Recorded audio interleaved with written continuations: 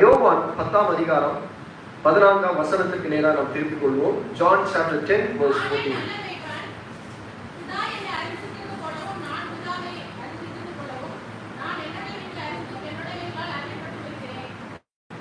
ஹல்லேலூயா. So இங்க ஆண்டவர் சொல்ற ஒரு காரியம், நான் உங்களை அறிந்திருக்கிறேன். ஆமென். அப்ப நல்ல மேய்ப்பன் தன்னுடைய ஆடுகளை அறிந்திருக்கிறான். ஹல்லேலூயா. ஆடுகளை அறிந்திருக்கிறான். ஒவ்வொரு ஆடுகளுடைய நிலையை அறிந்தவன் தான் நல்ல மேய்ப்பன். ஹல்லேலூயா. சோ ஆண்டவர் ரொம்ப அழகாக இங்க சொல்றாரு. திரும்ப அந்த வசனத்தை வாசிப்போம்.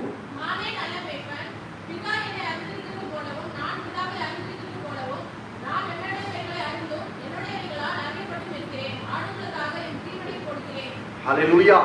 சோ ஆண்டவர் அறிந்திருக்கிறார், ஆண்டவருடைய உள்ளத்தையும் அறிந்திருக்கிறார். ஆமென். இப்போ ஆண்டவர் முகத்தை பார்க்கிற தேவன் அல்ல, அவர் இருதயத்தை பார்க்கிறார். இருதயத்தின் யோசனைகளை அறிந்திருக்கிறார். இவர் இந்த மனிதர் என்னை நேசிக்கிறாரா, இவர் என் மேல் விசுவாசமா இருக்கிறாரா, ஆபத்து காலத்தில் நோக்கி கூப்பிடுகிறாரா என்று தேவன் கண்ணோக்கி பார்க்கிறார் இல்லையா?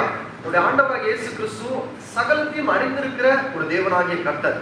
சோ நிறைய நேரத்தில் நம்முடைய சூழ்நிலையை கண்டு நாம் சோர்ந்து போகிற வேளையிலே ஆண்டவர் இதை பார்க்கிறாரா, ஐயோ என் பிரச்சனையை ஆண்டவர் பார்க்கிறாரா, என்னுடைய கவலையை பார்க்கிறாரா, என்னுடைய கண்ணீரை பார்க்கிறாரா, வெளியே சொல்ல முடியாத போராட்டங்கள், வெளியே சொல்ல முடியாத பிரச்சனைகள் நம்முடைய இதயத்துக்குள்ளாக காணப்படும். ஆனால் எல்லாவற்றையும் தேவன் அறிந்து வைத்திருக்கிறார். ஹல்லேலூயா. இன்றைக்கு நீங்கள் கடந்து செல்கிற பாதையை ஆண்டவர் அறிந்து வைத்திருக்கிறார். அந்த நல்ல மேய்ப்பன் உங்களை அறிந்து வைத்திருக்கிற ஒரு தேவனாய் அவர் காணப்படுகிறார். நம்மை குறித்து நாம் அறிந்ததை காட்டிலும் நம்மை குறித்து அதிகமாய் ஆண்டவருக்கு தெரியும். ஹல்லேலூயா. நம்ம எப்படி நடத்த வேண்டும், நம்முடைய எதிர்காலங்கள் எல்லாமே அவருடைய கரத்திலே இருக்கிறது. ஹல்லேலூயா. நம்முடைய பரிசுத்த நாமம் மகிமைப்படுவதாக. திருப்பிக் கொள்வோம் வேத வசனத்தை. எசேக்கியேல் 34ஆம் அதிகாரம் 16ஆம் வசனத்துக்கு நேராய் திருப்பிக் கொள்வோம்.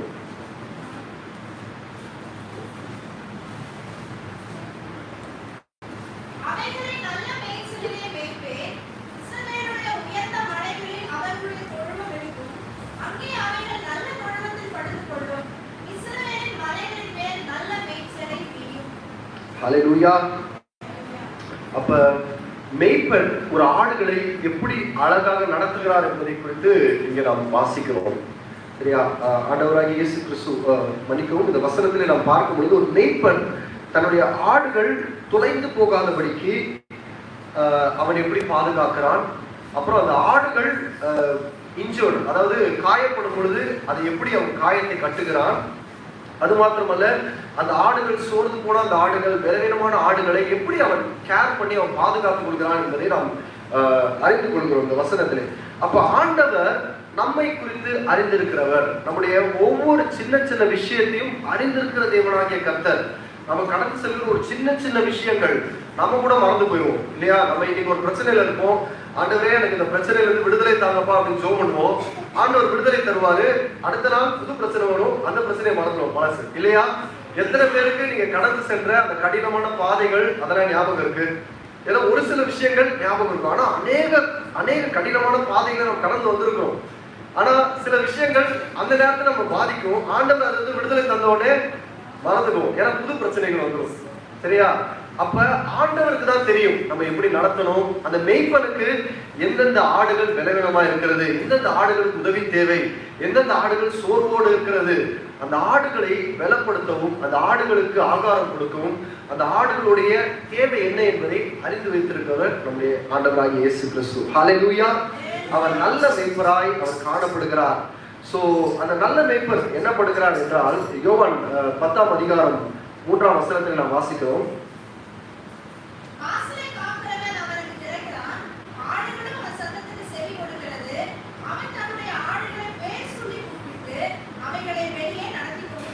ஹல்லேலூயா. அந்த மேய்ப்பர் என்ன பண்றாருன்னா பேர் சொல்லி அழைக்கிறார். சரியா? ஆண்டவர் நம்ம எப்படி சொல்லி அழைக்கிறார்? ஒரு பாட்டு அருமையா பாடுவோம். பேர் சொல்லி அழைத்த நம் தேவன் அவர் உண்மை உள்ளவர்.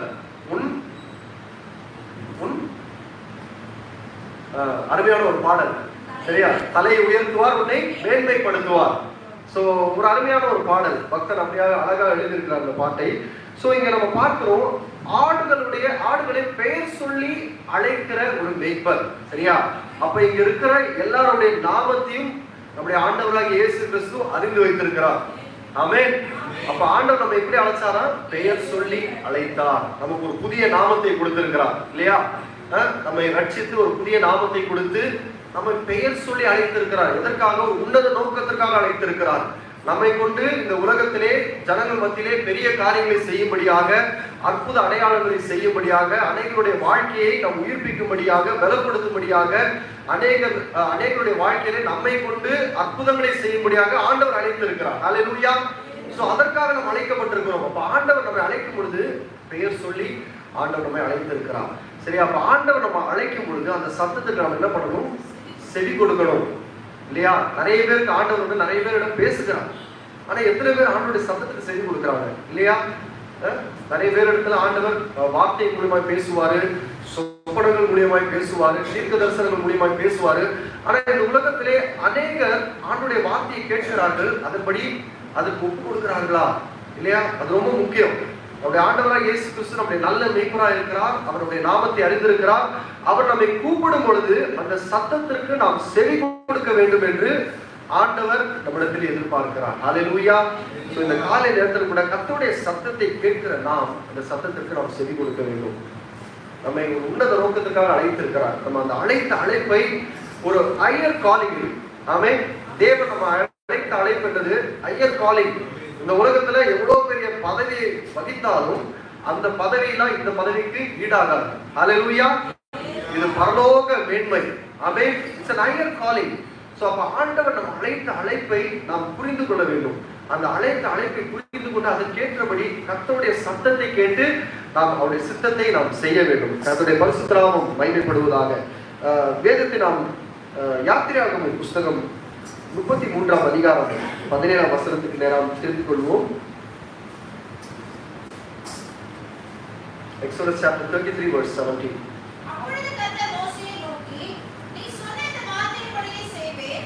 என் கண்களில் உனக்கு கிருபை கிடைத்தது. உன்னை பேர் சொல்லி அழைத்து அறிந்திருக்கிறேன் என்றார். அல்லேலூயா. அல்லேலூயா. அப்ப இங்க மோசே ஒரு ஆடு மேய்க்கிறவனாய் காணப்பட்டார். ஆண்டவர் மோசேயை அழைத்து திரளான ஜனங்களை வழி நடத்தும்படியாக ஆண்டவர் தெரிந்து கொண்டார். அப்ப ஆண்டவர் மோசே அழைத்த பொழுது மோசே என்ன பண்றான்? அந்த சத்தத்திற்கு செவி கொடுக்கிறான். அல்லேலூயா. தேவன் அந்த அழைப்பின் சத்தத்திற்கு மோசே செவி கொடுத்து அவருடைய சித்தத்தை செய்கிறவனாய் அவன் மாறி போனான். அல்லேலூயா. சோ இன்றைக்கும் ஆண்டவர் நம்முடைய வாழ்க்கையில் ஒரு நோக்கத்தை வைத்திருக்கிறார். ஆமென். எத்தனை பேர் அதை விசுவாசிக்கிறீங்க? ஆமென். எல்லாருடைய வாழ்க்கையிலும் ஒரு நோக்கத்தை வைத்திருக்கிறார். அது வந்து சின்ன நோக்கம் எல்லாம் கிடையாது, பெரிய நோக்கம். ஆமென். பெரிய நோக்கத்தை வைத்திருக்கிறார். சோ அப்ப ஆண்டோடைய திட்டம், ஆண்டோடைய நோக்கம் எல்லாமே பெருசு. அப்ப அது நிறைவேற வேண்டுமானால் நம்ம என்ன பண்ணணும்? நம்மை ஒப்பு கொடுக்க வேண்டும். அவருடைய சத்தத்திற்கு செவி கொடுக்க வேண்டும். அவருடைய சத்தத்துக்கு செவி கொடுத்து நாம் நடக்கும் பொழுது நிச்சயமாய் ஆண்டவர் பெரிய காரியங்களை செய்கிறவராய் இருக்கிறார். அல்லேலூயா. இரண்டாவதாக நாம் பார்க்கும் பொழுது யோவான் 10ஆம் அதிகாரம் 15ஆம் வசனத்தில் நாம் பார்க்கிறோம். எடுத்தவர்கள் வாசிங்கள். நான் என்னுடையவைகளை அறிந்திருந்தும் என்னுடையவைகளால் அறியப்பட்டு வருகிறேன். ஆடுகளுக்காக என் ஜீவனையும் கொடுக்கிறேன். அல்லேலூயா. இரண்டாவது பார்க்கிறோம், ஆண்டவர் சொல்கிறார், ஆடுகளுக்காக என் ஜீவனை கொடுக்கிறேன். ஸோ இரண்டாவதாய் நாம் கற்றுக்கொள்கிற ஒரு காரியம் என்ன அப்படின்னா, தேவன் நம்மை பாதுகாக்கிறவராய் இருக்கிறார். ஆமென். எப்படி ஆண்டவர் நம்மை பாதுகாக்கிறார்? நமக்கு ஒரு ஆபத்து நேரிட போகிறது என்பதை அறிந்து அவர் தன்னுடைய ஜீவனை கொடுக்கும்படியாக அவர் முன்னாடி வந்தார் இல்லையா? ஸோ நம்ம வந்து இந்த உலகத்திலே ஒரு ஹோப்லெஸ், ஒரு நம்பிக்கை இல்லாத ஒரு சூழ்நிலையிலே இந்த மனுக்குலம் காணப்பட்டது. ஸோ இந்த மனுக்குலத்தை மீட்பதற்கு எந்த ஒரு காரியத்தாலும் முடியாது. மக்கள் வந்து பார்த்தீங்கன்னா பாவம் செய்வாங்க. அந்த பாவத்தை, அது பாவ நிவாரணத்துக்காக ஆடுகளை பலி செலுத்துவார்கள். அது ஒரு டெம்பரவரி காரியமாய் காணப்பட்டது. மக்கள் என்ன பண்ணிட்டாங்கன்னா பாவத்தை வந்து ரொம்ப கான்பிடண்டா செய்ய ஆரம்பிச்சிட்டாங்க. ஏன்னா நம்ம வந்து பலி செலுத்தினா நம்முடைய பாவங்கள் மன்னிக்கப்பட்டது, சரியா? ஸோ அதுக்கு ஒரு வழி இருக்கு, அப்போ நம்ம பாவத்தை செய்வோம் அப்படின்ட்டு மக்கள் ரொம்ப கான்பிடண்டா பண்ண ஆரம்பிச்சாங்க. அப்போ இந்த பாவத்திலிருந்து ஒரு முற்றுப்புள்ளி வைக்கும்படியாக நமக்காக பழுதற்ற ஒரு ஆட்டுக்குட்டியானவர் வர வேண்டும். ஆமென். இந்த உலகத்துல அப்படி யாருமே கிடையாது. இந்த உலகத்துல மனுஷனா பிறக்கிற எல்லாருமே எப்படி இருக்காங்க? பாவத்துல தான் இருக்காங்க. பாவத்திலே பிறக்கிறார்கள். சோ அப்படின்னா இந்த உலகத்திலே இந்த மனுஷர்களுக்காக மனுக்குலத்திற்காக மரிக்க வேண்டிய ஒருவர் எப்படி இருக்கும்னா பாவம் இல்லாதவராய் இருக்க வேண்டும். ஹல்லேலூயா. அப்படிதான் அப்படி ஆண்டவராகிய இயேசு கிறிஸ்து இந்த உலகத்துல வந்தான். அவன் பாவம் இல்லாத ஒரு தேவனாய், பரிசுத்த தேவனாய் இந்த பாவ உலகத்திலே நமக்காக பிறந்தார். ஹல்லேலூயா. நம்மை மீட்டெடுக்கும்படியாக பாவத்திலிருந்தும் சாபத்திலிருந்தும் நம்முடைய வாழ்க்கையில காணப்பட்ட கட்டுகள் போராட்டத்திலிருந்து நமக்கு விடுதலை தரும்படியாக இந்த உலகத்தில நமக்காக வந்து பலியானார். ஹல்லேலூயா. நம்முடைய ஆண்டவர் நல்லவராய் இருக்கிறார். தன்னுடைய ஜீவனை அவர் வந்து பாத்தீங்கன்னா கொடுத்தார் என்று நாம் பார்க்கிறோம். சோ இங்க ஒரு வேதத்துல வந்து ஒரு நபரை குறித்து நாம் பார்க்கும் பொழுது தாவீதை குறித்து நாம் பார்க்கிறோம். தாவீது ஒரு நல்ல ஒரு மேய்ப்பனாய் அவர் காணப்பட்டார் இல்லையா? சவுல் கிட்ட வந்து அவரு 1 ராஜாக்கள் வாசிக்க வேண்டும் 17ஆம் அதிகாரத்துல பாத்தீங்க அப்படின்னா 17ஆம் அதிகாரம் 34